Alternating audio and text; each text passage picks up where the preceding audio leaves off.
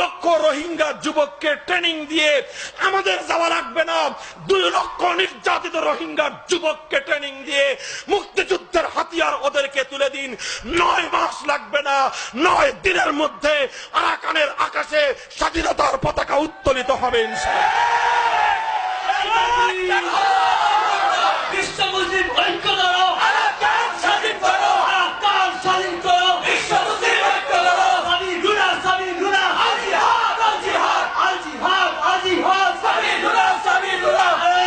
এই তাকবীর, আল্লাহু আকবার। অনেকে বলে যে আরাকানের সামরিক শক্তি বাংলাদেশের চেয়ে অনেক শক্তিশালী, মায়ানমারের সামরিক শক্তি। ও মামুদ আগুন, ওই